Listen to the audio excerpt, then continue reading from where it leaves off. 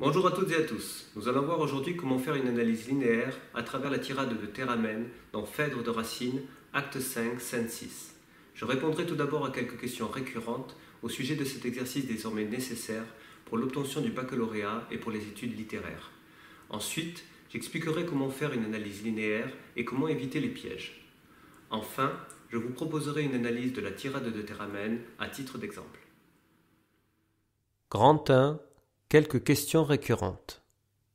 1. Qu'est-ce qu'une analyse linéaire? L'analyse linéaire, que l'on appelle aussi commentaire linéaire, explication linéaire ou lecture linéaire, est une analyse d'un texte littéraire, ligne par ligne, en suivant la progression du texte et en tentant de répondre à une problématique afin de rendre compte du sens du texte et du but de l'auteur. 2. Quelle est la différence entre une analyse linéaire et un commentaire composé? Comme nous venons de le voir, l'analyse linéaire suit la progression du texte ligne par ligne, tandis que le commentaire composé, que l'on appelle aussi commentaire analytique, dégage des axes thématiques qui ne suivent pas forcément la progression du texte. 3. Quand choisir l'analyse linéaire ou le commentaire composé? À l'oral du bac, vous n'aurez pas le choix. En effet, avec la réforme du bac de 2020, on demande désormais aux candidats de présenter l'analyse linéaire d'un des textes à l'épreuve orale du bac de français, tandis que l'épreuve écrite du bac de français propose 2 sujets au choix, un commentaire de texte ou une dissertation. En classe, que ce soit au lycée ou à l'université, si vous avez le choix entre une analyse linéaire ou un commentaire composé, c'est la lecture du texte et la problématique dégagée qui vous indiqueront s'il faut choisir l'une ou l'autre. En effet, certains textes seront plus facilement compréhensibles à travers une analyse linéaire, tandis que d'autres nécessiteront un développement divisé en axes thématiques. Grand 2. Comment préparer une analyse linéaire? Nous verrons dans cette section 1. Le déroulement de l'épreuve orale du bac de français, 2. Les pièges à éviter, 3. Les règles à respecter, c'est-à-dire A. Lecture du texte, B. La rédaction d'un plan détaillé, C. Ce qu'il faut analyser. 1. Le déroulement de l'épreuve orale du bac de français. L'épreuve orale du bac de français se décline en 2 temps. L'explication de texte, c'est-à-dire l'analyse linéaire, puis la présentation d'une œuvre au programme. Plus précisément, vous aurez 30 minutes pour préparer votre analyse linéaire. Ensuite, vous aurez 12 minutes pour 1. Lire le texte, ce qui sera noté sur 2 points, 2. Analyser le texte, ce qui sera noté sur 8 points, et 3. Répondre à une question de grammaire, ce qui sera noté sur 2 points.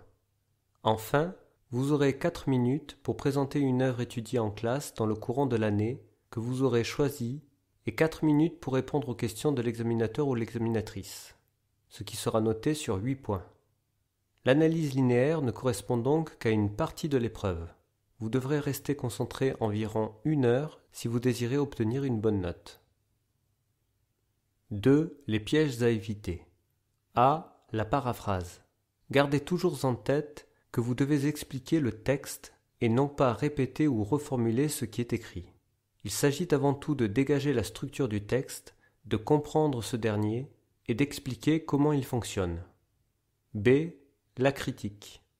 Vous ne devez pas critiquer le texte en donnant votre point de vue ou en faisant appel à des concepts anachroniques, mais l'expliquer. Étymologiquement, expliquer signifie déplier, défaire les plis, afin de permettre à quelqu'un qui ignore tout de ce texte de le comprendre. C'est le fameux hors-sujet. Vous devez expliquer l'ensemble du texte et non pas disserter sur un terme ou une notion. Dans l'extrait que nous étudierons plus loin, l'erreur serait, par exemple, de disserter sur l'influence du jansénisme chez Racine et d'en oublier d'expliquer le texte. Si vous pensez que l'influence du jansénisme doit être soulignée, une simple remarque suffira. D. L'incohérence. Il ne faut pas partir dans tous les sens. N'oubliez jamais ce que nous avons dit plus haut. Vous êtes là pour permettre à quelqu'un qui ignore tout de ce texte de le comprendre. Que ce soit à l'écrit ou pour l'épreuve orale du bac de français, vous devrez passer 15 à 20 minutes à préparer un plan détaillé qui facilitera la compréhension de votre discours. E. À l'écrit, l'oubli des guillemets. N'oubliez pas qu'à l'écrit, toute citation, qu'il s'agisse d'un passage du texte à présenter ou d'un autre texte, doit se faire entre guillemets. Autrement, cela serait considéré comme du plagiat. 3. Les règles à respecter.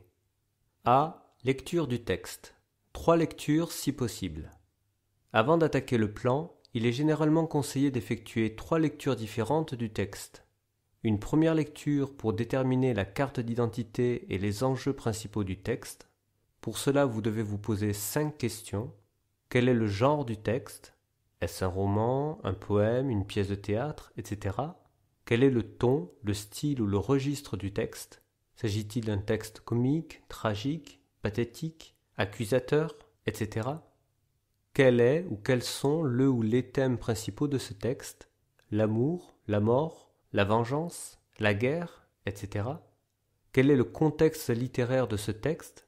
S'inscrit-il dans le courant classique, romantique, surréaliste, etc. Et quel est le but de l'auteur? Faire rire, provoquer, alerter, choquer, etc. Puis vous effectuerez une deuxième ou une seconde lecture, plus attentive et à l'aide de votre stylo ou de votre crayon, pour souligner tous les passages et termes qui vous semblent importants à expliquer, ainsi que les figures de style. Vous pourrez également, durant cette deuxième lecture, noter des idées qui vous serviront ensuite pour votre analyse linéaire. Enfin, si le temps le permet, il est conseillé de lire une 3e fois le texte afin d'en dégager la problématique, c'est-à-dire une question qui prend en compte l'enjeu du texte et les mouvements. En effet, comme nous le verrons plus loin, votre développement sera divisé, ne dites surtout pas découpé, selon les 2 ou 3 mouvements, rarement 4, du texte à analyser. B. La rédaction d'un plan détaillé. Comme pour la plupart des autres exercices scolaires et universitaires, une analyse linéaire doit toujours être composée d'une introduction, d'un développement, lui-même composé de 2, 3, voire 4 grandes parties qui correspondent au mouvement du texte à analyser, d'une phrase de transition entre les grandes parties et d'une conclusion. Chaque grande partie est également divisée en sous-parties, généralement 2 ou 3. À l'écrit, on ne saute pas de ligne au sein d'une partie, c'est-à-dire au sein de l'introduction, de la conclusion ou de chaque grande partie du développement. Mais il faut sauter 2 lignes après l'introduction, 1 ou 2 lignes avant et après chaque transition et 2 lignes avant la conclusion. J'ai dit 1 ou 2 lignes avant et après chaque transition, car cela dépend de la consigne des enseignants ou enseignantes. À l'oral comme à l'écrit, vous devez commencer par faire un plan détaillé, c'est-à-dire un plan avec les idées principales de chaque partie et sous-partie, une introduction rédigée et une conclusion rédigée. Commençons par le développement. Bien qu'il s'agisse d'une analyse ligne par ligne, vous allez devoir structurer votre commentaire. Vous allez donc commencer par dégager l'idée principale de chaque mouvement, ce qui vous permettra de noter un grand 1, un grand 2 et un grand 3 dans votre développement. Ensuite, vous allez reprendre chaque mouvement et distinguer, toujours dans l'ordre du texte, plusieurs idées qui formeront vos sous-parties, à raison de 2 à 4 sous-parties par mouvement, par exemple petit 1, petit 2 et petit 3. Nous pouvons à présent passer à l'introduction. Elle doit toujours contenir 6 choses. Une présentation de l'auteur et du contexte historique, par exemple le mouvement littéraire auquel l'auteur appartient, un événement historique qui aurait un lien avec l'extrait, etc. Une brève présentation de l'œuvre, le genre, les thématiques générales, etc. Une présentation de l'extrait en commençant par son contexte dans l'œuvre, un paradoxe qui va engendrer un questionnement, une problématique qui sera le fil conducteur de tout le développement, et l'annonce des mouvements en précisant les grandes idées que vous avez notées pour votre grand 1, votre grand 2 et votre grand 3. À l'oral, si le temps vous le permet, il vaudrait mieux rédiger votre conclusion, mais même si vous décidez de plus ou moins l'improviser car le temps vous manque, il est impératif que, comme à l'écrit, vous commenciez la conclusion en répondant à votre problématique.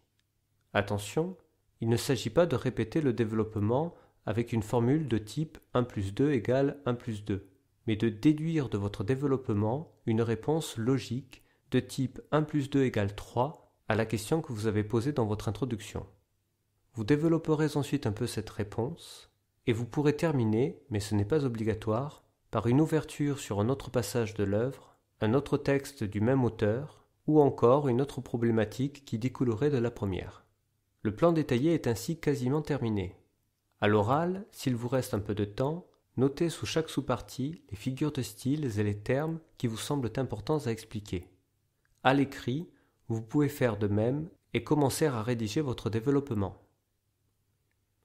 C'est ce qu'il faut analyser. Votre analyse dépendra grandement du type de texte à commenter. Dans le cas d'un poème en vers, vous allez devoir commenter la longueur des vers, s'agit-il d'alexandrins, de décasyllabes, etc. La structure du poème, s'agit-il d'un sonnet, d'une ballade, d'une suite de quatrains, etc. Les rimes, sont-elles croisées, suivies, embrassées? Les allitérations et les assonances, etc. Cela vaut également pour les pièces de théâtre en vers. Dans le cas d'une pièce de théâtre, de manière générale, vous devrez vous concentrer sur l'effet des répliques sur le spectateur. Dans le cas d'un roman, il vous faudra étudier la description des lieux et des personnages et tenter de dégager les implicites. Enfin, dans les textes critiques, il vous faudra expliquer le cheminement de la pensée de l'auteur pour construire son argumentation. Quoi qu'il en soit, vous devrez rester vigilant ou vigilante en ce qui concerne les figures de style, auxquelles je consacrerai prochainement toute une vidéo, le lexique, les champs lexicaux, les registres de langue, les connotations, etc., les sonorités, les assonances, les allitérations, etc., et les images qui peuvent apparaître à travers une comparaison, une métaphore, etc. À présent, je vais vous proposer, à titre d'exemple, une analyse de la tirade de Théramène, dans Phèdre de Jean Racine. Attention, afin que ce commentaire vous soit utile, j'ai décidé d'analyser tout le passage des vers 1498 à 1570. Vous n'aurez évidemment pas un texte aussi long pour le bac. Par contre, à l'université, c'est possible. En outre, j'ai essayé d'être le plus exhaustif possible, si tant est que cela soit possible. Mon analyse est donc relativement longue, environ 7 pages à l'écrit, alors que vous n'aurez à parler que 12 minutes, lecture du texte et questions de grammaire comprises. Vous trouverez en gras les notions indispensables à maîtriser, ainsi que les figures de style que nous étudierons plus en détail dans une prochaine vidéo. Enfin, il s'agit d'un texte en alexandrin. L'examinateur ou l'examinatrice devra donc entendre 12 syllabes à chaque vers. S'il en manque une, vérifiez que vous n'avez pas oublié un E muet ou une diérèse. Nous commençons. Lecture du texte. À peine nous sortions des portes de Trézène, il était sur son char. Ses gardes affligés imitaient son silence autour de lui rangés. Il suivait tout pensif le chemin de Mycène. Sa main sur ses chevaux laissait flotter les rênes. Ces superbes coursiers, qu'on voyait autrefois pleins d'une ardeur si noble obéir à sa voix, l'œil morne maintenant et la tête baissée, semblaient se conformer à sa triste pensée. Un effroyable cri sortit du fond des flots, des airs en ce moment à troubler le repos, et du sein de la terre une voix formidable répond en gémissant à ce cri redoutable. Jusqu'au fond de nos cœurs notre sang s'est glacé. Des coursiers attentifs le crin s'est hérissé. Cependant sur le dos de la plaine liquide s'élève à gros bouillons une montagne humide. L'onde approche, se brise et vomit à nos yeux, parmi des flots d'écume un monstre furieux. Son front large est armé de cornes menaçantes, tout son corps est couvert d'écailles jaunissantes. Indomptable taureau, dragon impétueux, sa croupe se recourbe en repli tortueux. Ses longs mugissements font trembler le rivage.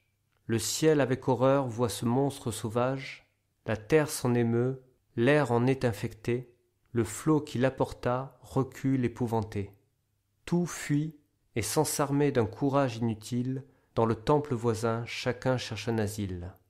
Hippolyte lui seul, digne fils d'un héros, arrête ses coursiers, saisit ses javelots, pousse au monstre et d'un dard lancé d'une main sûre, il lui fait dans le flanc une large blessure. De rage et de douleur, le monstre bandissant vient aux pieds des chevaux tomber en mugissant, se roule et leur présente une gueule enflammée qui les couvre de feu, de sang et de fumée. La frayeur les emporte et sourds à cette fois, ils ne connaissent plus ni le frein ni la voie. En efforts impuissants, leur maître se consume. Ils rougissent le mort d'une sanglante écume. On dit qu'on a vu même en ce désordre affreux un dieu qui d'aiguillons pressait leurs flancs poudreux. À travers des rochers la peur les précipite. Les cieux crient et se rompent. L'intrépide Hippolyte voit voler en éclats tout son char fracassé. Dans les rênes lui-même il tombe embarrassé. Excusez ma douleur. Cette image cruelle sera pour moi de pleurs une source éternelle. J'ai vu, Seigneur, j'ai vu votre malheureux fils traîné par les chevaux que sa main a nourris. Il veut les rappeler, et sa voix les effraie. Il court, tout son corps n'est bientôt qu'une plaie. De nos cris douloureux la plaine retentit. Leur fougue impétueuse enfin se ralentit. Ils s'arrêtent non loin de ces tombeaux antiques, où des rois ses aïeux sont les froides reliques. J'y cours en soupirant, et sa garde me suit. De son généreux sang la trace nous conduit. Les rochers ont son teint, les ronces dégoûtantes portent de ses cheveux les dépouilles sanglantes. J'arrive, je l'appelle, et me tendant la main, il ouvre un œil mourant qu'il referme soudain. Le ciel, dit-il, m'arrache une innocente vie. Prends soin après ma mort de la triste Aricie.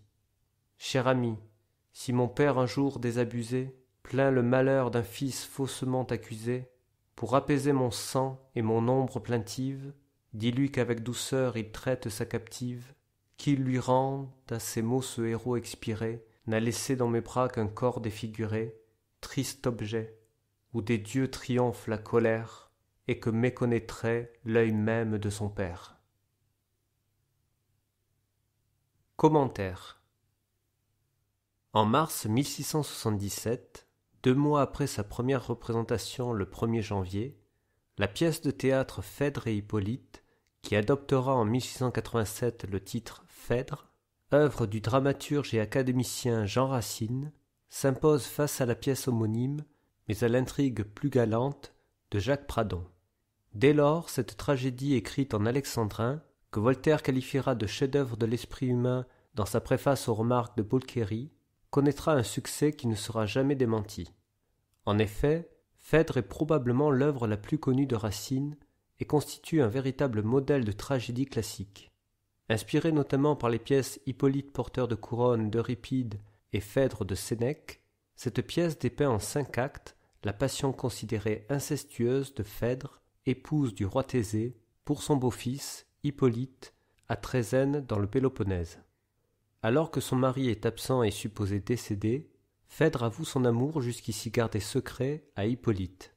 Peu de temps après, le roi, bien vivant, rentre au palais et Œnone, nourrice et confidente de Phèdre, pour protéger sa maîtresse, accuse Hippolyte d'avoir tenté de violer la reine.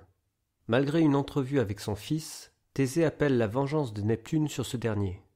Cependant, dans la scène 5 de l'acte 5, qui précède le passage que nous allons analyser, le roi apprend le suicide d'Œnone et supplie le dieu de la mer et des océans de ne point exaucer sa prière. Mais il est trop tard. Dans la scène suivante, Théramène, gouverneur d'Hippolyte, c'est-à-dire son précepteur, vient annoncer la mort du fils de Thésée et relater ses derniers instants. Ce récit, que nous étudions aujourd'hui, est l'une des tirades les plus célèbres du théâtre français. À travers une hypotypose particulièrement frappante, l'auteur réalise un véritable tour de force dramatique et dévoile tout son talent d'écrivain.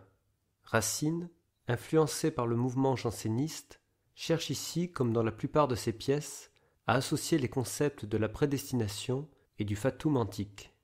Il a besoin non seulement de provoquer l'effroi du spectateur afin de le purifier, selon le principe de la catharsis, mais également d'offrir à Hippolyte, véritable symbole de vertu, une mort glorieuse et tragique. Néanmoins, l'auteur est contraint par les règles très strictes du théâtre classique, et notamment les règles de la vraisemblance et de la bienséance énoncées dans le chant 3 de l'art poétique de Nicolas Boileau. Jamais au spectateur n'offrez rien d'incroyable, le vrai peut quelquefois n'être pas vraisemblable. Une merveille absurde est pour moi sans appât, l'esprit n'est point ému de ce qu'il ne croit pas. Ce qu'on ne doit point voir qu'un récit nous l'expose, les yeux en le voyant saisiraient mieux la chose. mais il est des objets que l'art judicieux doit offrir à l'oreille et reculer des yeux. Comment donc Jean Racine parvient-il à provoquer l'émoi du spectateur et à offrir à son personnage la mort tragique et héroïque qu'il mérite, malgré les règles de la vraisemblance et de la bienséance? Pour répondre à cette question, il faudra étudier les deux grands mouvements de la tirade de Théramène, des vers 1498 à 1534, l'apparition du monstre funeste, incarnation de la fatalité, et des vers 1435 à 1570, le calvaire et l'agonie du héros. Au début du premier mouvement, des vers 1498 à 1506, l'auteur plante le décor. C'est le calme avant la tempête. Le récit commence dans un cadre grandiose, aux portes de Trézène, alors qu'Hippolyte vient tout juste, à peine, de sortir de la ville accompagné de sa troupe. Le héros n'est pas nommé. Il apparaît à la troisième personne du singulier, dans le premier hémistiche du vers 1499, qui le présente cependant déjà comme un chef de guerre sur son char. Les soldats sont aussi affligés que le prince proscrit et imitent son silence au vers 1500. Tout le cortège se déplace à l'unisson, triste, silencieux et en ordre. La description du héros reprend au vers suivant. Le narrateur le présente plongé dans ses pensées, se laissant guider vers sa destination ou sa destinée, plus qu'il ne s'y dirige. Il suit le chemin de Mycène, qui rime ici avec Trézène, rappelant ainsi l'exil auquel il a été condamné. Il semble dépourvu de toute volonté, comme le montre le vers 1502. Là encore, il ne dirige pas son char, mais se laisse guider par ses chevaux, laissant flotter les rênes que ses mains retiennent à peine. Les montures n'ont d'ailleurs pas besoin d'être guidées ou retenues. Elles se conforment à la triste pensée de leur maître. Le champ lexical de la vigueur et de la noblesse des vers 1503 et 1504, superbe, ardeur, noble, est suivi de celui de la tristesse, l'œil morne, la tête baissée. L'antithèse lie ainsi la déchéance des coursiers à celle d'Hippolyte. L'emploi de l'imparfait dans tout ce passage renforce l'effet pesant de suspens qui prépare le spectateur à son premier sursaut. Des vers 1507 à 1512, en effet, le silence est brisé. Les hyperboles effroyables cris au vers 1507, puis voix formidable au vers 1509, ainsi que cris redoutables au vers 1510, viennent contraster avec le silence et la sobriété des précédents vers et confèrent dès lors au récit un caractère épique. Le monstre n'est pas encore visible, mais son cri a traversé les flots pour briser l'atmosphère de quiétude. Des airs en ce moment à troubler le repos. Vers 1508. Le passé composé, à troubler, est alors employé pour relater cette action de premier plan. Afin d'accentuer le caractère démesuré et terrifiant du cri de la bête, son écho devient une voix formidable sortie de la terre au vers 1509, puis un gémissement au vers 1510. La construction en chiasme des vers 1507 à 1510, un effroyable cri à ce cri redoutable, plonge le spectateur au cœur de l'action. L'atmosphère est saturée par le hurlement de cette bête que l'on ne peut encore apercevoir. L'effet est saisissant. Le champ lexical de la peur décrit la terreur dans laquelle sont plongés tant les êtres humains que les chevaux. Notre sang s'est glacé, au vers 1511, puis le crin s'est hérissé, au vers 1512. À présent, le monstre peut apparaître, mais toujours graduellement, des vers 1513 à 1520. Il se profile dans un premier temps à travers une métaphore filée. La mer devient une plaine liquide, au vers 1513, tandis que la bête qui en émerge à gros bouillon apparaît de manière hyperbolique comme une montagne humide au vers suivant.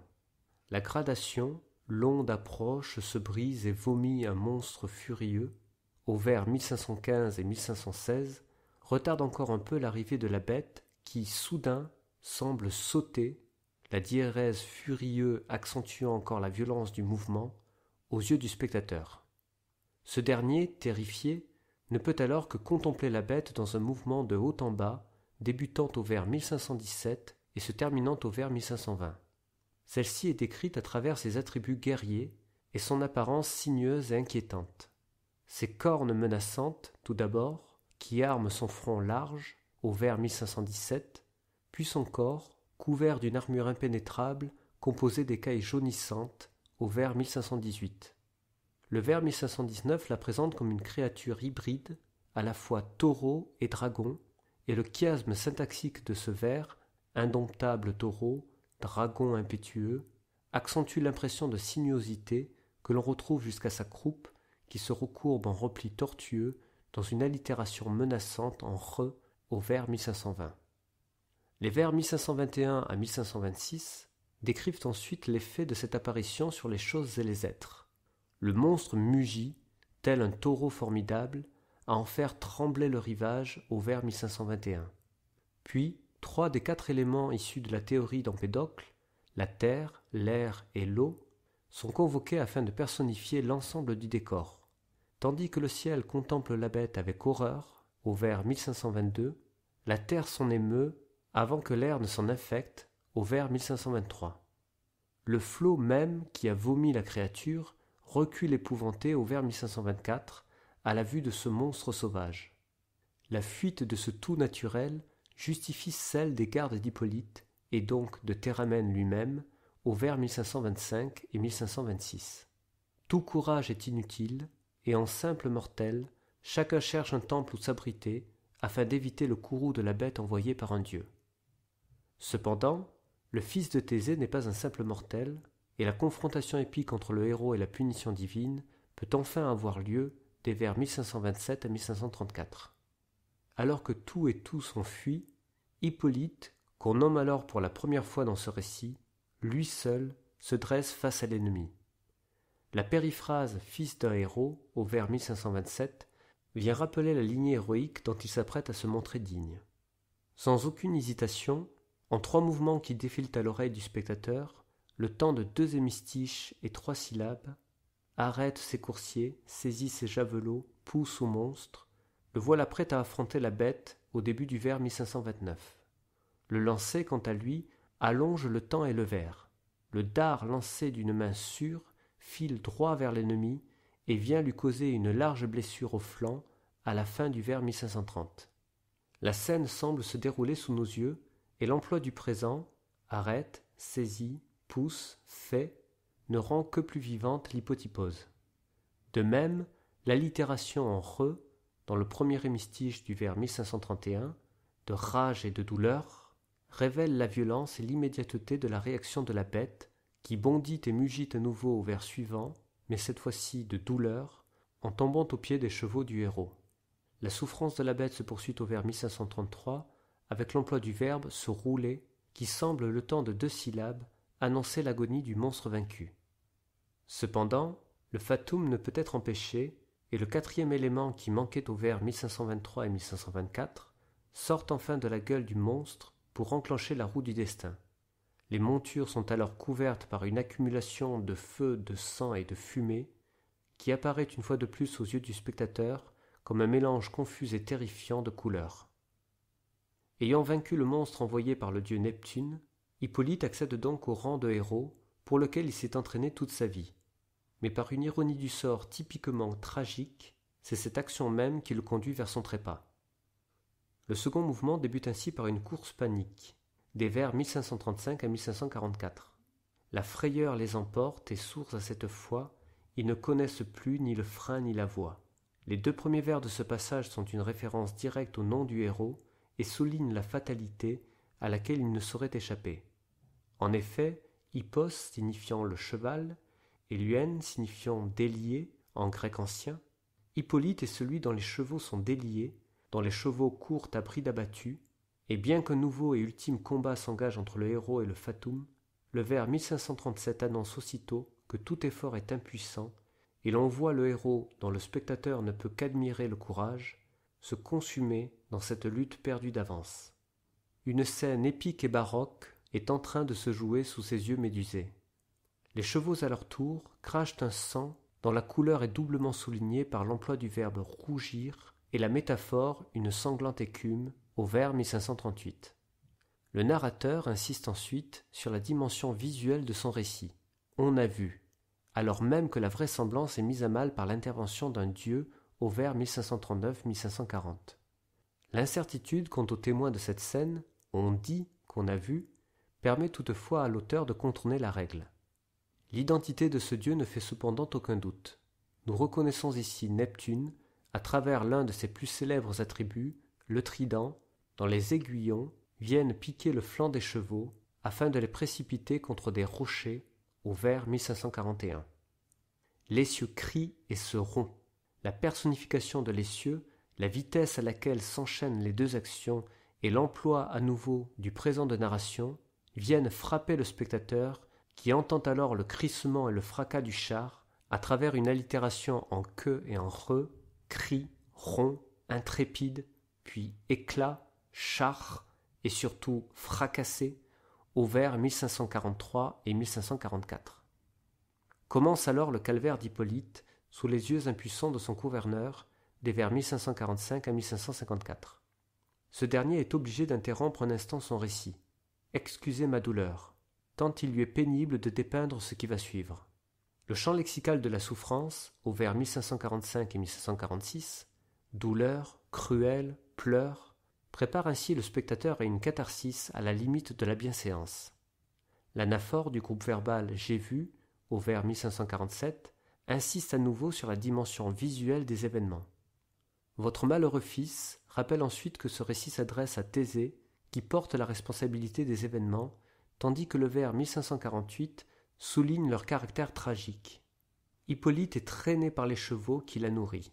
Il avait donc lui-même scellé son destin dès sa plus tendre jeunesse en nourrissant les animaux qui l'entraîneraient plus tard vers la mort. L'allitération en veut, au vers 1549, oppose ce que le héros veut et ce que sa voix produit. Tout effort de retenir ses chevaux ne fait que rapprocher l'inévitable échéance. Il court.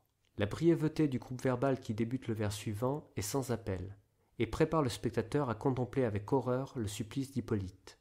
Tout son corps n'est bientôt qu'une plaie. L'image semble passer outre la règle de la bienséance, mais elle respecte cependant à la lettre les vers de Nicolas Boileau que nous avons déjà cités. Ce qu'on ne doit point voir, qu'un récit nous l'expose. Les yeux, en le voyant, saisiraient mieux la chose. La catharsis peut ainsi s'exprimer pleinement. La souffrance du héros est contagieuse. Le spectateur ne peut que la ressentir et s'en émouvoir. Les gardes et le narrateur lui-même poussent un cri de douleur qui fait retentir la plaine au vers 1551. Ce cri, tel une réponse en écho à celui que le monstre avait poussé au vers 1507, permet cette fois-ci de calmer la fougue impétueuse des destriers au vers 1552, de ralentir ainsi la roue du destin et de mettre fin au supplice. Il s'arrête, enfin, au début du vers 1553, et le lieu où s'achève cette course effrénée n'a rien d'anodin. En arrêtant le char près des tombeaux antiques où reposent les restes des rois, l'auteur rappelle que ces derniers sont les aïeux du supplicié et que par son acte héroïque, il a gagné le droit d'être inhumé à leur côté. La rime intérieure, où des rois sont les froides reliques, ne permet cependant aucun espoir quant à l'aboutissement de cette scène. Le spectateur, ainsi que la troupe qui observait de loin les événements, peut à présent s'approcher et contempler avec horreur les marques de souffrance des vers 1555 à 1560. Théramène est le premier à rejoindre le lieu du supplice au vers 1555. J'y cours en soupirant, et sa garde me suit. L'assonance en ou, court, soupirant, puis plus tard nous ou encore dépouille, crée une musicalité endeuillée qui atténue quelque peu le tableau extrêmement cru au sens propre du terme qu'il s'apprête à dépeindre, ce qui permet une fois de plus à Jean Racine d'offrir aux oreilles du spectateur, si ce n'est aux yeux, une multitude de détails qui, autrement, iraient à l'encontre de la bienséance. En effet, si l'adjectif mélioratif « son généreux sang » rappelle l'origine noble du héros au vers 1556, c'est la trace de ce même sang laissé sur le trajet contrepointaient les chevaux qui va permettre à la troupe de retrouver Hippolyte. La description ne peut que choquer le spectateur. Elle rappelle que le corps du héros entravé par les rênes de ses montures a non seulement été broyé contre des rochers, qui sont à présent écarlates au vers 1557, mais aussi déchiqueté par les ronces, d'où perle encore du sang au passage des soldats. L'horreur est à son paroxysme au vers 1558, lorsqu'on découvre accrochées à ces mêmes ronces les dépouilles sanglantes des cheveux du héros. Ce dernier n'est pourtant pas encore mort, et Théramène arrive à temps pour recueillir ses dernières paroles. La Sainte-Dette, j'arrive, je l'appelle, dans le premier hémistiche du vers 1559, provoque une rupture syntaxique qui crée un contraste entre les mouvements vifs du narrateur et les derniers gestes du héros agonisant. Ce dernier, dans un effort ultime, tend la main vers son gouverneur, mais n'a la force que d'ouvrir un œil mourant, pour aussitôt, soudain, le refermer au vers 1560. Théramène rapporte alors au style direct les dernières paroles d'Hippolyte et prouve à Thésée comme au spectateur toute la grandeur d'âme du héros des vers 1561 à 1567. S'il évoque le ciel au vers 1561, ce n'est pas pour invectiver les dieux ou la destinée, mais pour clamer son innocence. Sa première pensée, comme sa dernière, est pour Aricie, qui rime ici avec sa vie. Il désire avant tout la protéger et prie son gouverneur au vers 1562 de prendre soin d'elle après sa mort. Pas plus qu'il ne s'en est pris au ciel, il ne condamne pas son père, qui pourtant avait jeté sur lui sa malédiction. Il montre au contraire une indulgence pleine de noblesse, en rappelant au vers 1563 que ce dernier a été abusé. Il demande en effet à son gouverneur, son cher ami, son confident des premières heures, d'intercéder auprès du roi afin qu'il fasse respecter ses dernières volontés, si un jour désabusé, il plaint le malheur d'un fils faussement accusé, au vers 1564 et 1565. Le chiasme des vers 1565 et 1566, pour apaiser mon âme, mon ombre plaintive, augmente l'effet pathétique, et la mention du sang qu'il s'agira alors d'apaiser rappelle une fois de plus le lien qui unit Hippolyte à Thésée. À la douleur, le héros répond au vers 1566 par la douceur dont il enjoint son père envers sa prisonnière, sa captive. Poussant le réalisme jusqu'au bout à l'aide d'une aposiophèse, le narrateur ne complète pas la dernière phrase que le mourant n'a pu achever, mais dont le spectateur devine la fin, qu'il lui rende sa liberté. C'est sur ce dernier souhait, empreint d'altruisme, que le héros rend l'âme au vers 1567. Les 3 derniers vers de ce récit ne sont pas sans rappeler les représentations de la descente de croix de Jésus-Christ. En effet, Théramène, à l'instar de Marie enlaçant la dépouille de son fils, tient dans les bras le corps défiguré de celui qu'il a éduqué, duquel il a pris soin depuis son enfance. La vie s'en est allée, ne reste plus qu'un triste objet. Il accuse alors la colère des dieux au vers 1569 et indirectement Thésée lui-même, dont l'œil paternel au vers 1570 serait à présent incapable de reconnaître son fils dans ce corps meurtri. Pour conclure, malgré l'évocation d'une créature monstrueuse et du Dieu qui l'a envoyé, malgré la description crue et choquante du supplice d'Hippolyte, Racine ne déroge pas aux règles de la vraisemblance et de la bienséance. Si la présence d'un monstre peut paraître invraisemblable, elle ne trahit pourtant pas le mythe et place ce récit au rang de l'épopée, à l'instar de l'Iliade et de l'Odyssée. Si la scène du héros traîné par ses chevaux est terrible de réalisme, elle n'est cependant pas montrée sur le plateau et observe judicieusement la règle d'offrir à l'oreille ce que les yeux ne doivent point voir. L'auteur parvient à émouvoir au plus haut point le spectateur et donc à provoquer la catharsis qu'il recherchait. Hippolyte meurt pour n'avoir pas dénoncé Phèdre, pour avoir voulu protéger l'honneur de son père. Il meurt victime de la passion, mais pas de la sienne. Il demeure ainsi l'exemple du héros calomnié, mais vertueux jusqu'à son dernier souffle, qui n'a pu échapper à son destin. Pour l'avoir laissé accuser, et pour n'avoir pas su taire sa passion, Phèdre prendra bientôt à son tour le chemin des enfers. Voilà, c'est tout pour aujourd'hui. N'hésitez pas à poser des questions sur cette vidéo si vous en avez, et n'oubliez pas de vous abonner à cette chaîne si vous ne voulez pas manquer les prochains cours et tutoriels. À bientôt!